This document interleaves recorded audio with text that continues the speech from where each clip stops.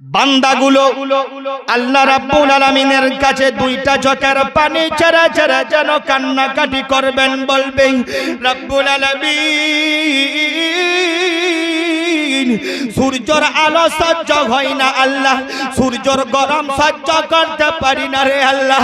মাওলা তোমার সূর্যটাকে কিছুক্ষণের জন্য আমার মাথা থেকে সরিয়ে দাও।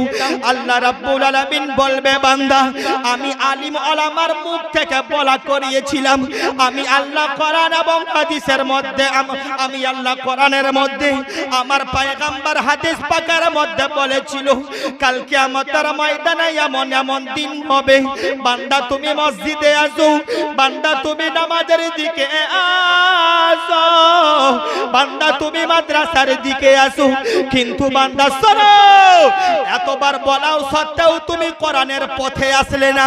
হে আমার বান্দা তুমি কি আলিম ওলামার জবানের মধ্যে পাওনি? আমি আল্লাহ রাব্বুল আলামিন এই পবিত্র কোরআন শরীফের মধ্যে 30 নাম্বার পারার মধ্যে একটি সূরা পাঠিয়েছি।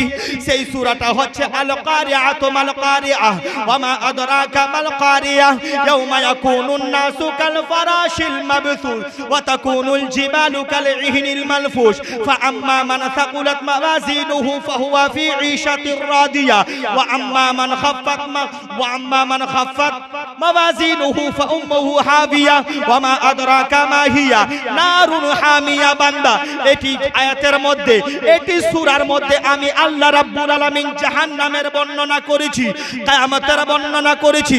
30 নাম্বার পারা বাবা ইযা যুলজিলাতিল আরদু জিলজালাহা ওয়া আখরাজাতিল আরদু আসকালাহা ওয়া ক্বালাল ইনসানু মা লাহা।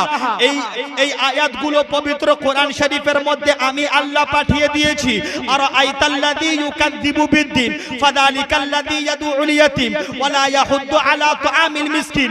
এইগুলো আয়াত আমি আল্লাহ কোরআনের মধ্যে দিয়ে দিয়েছি। বান্দা শোনো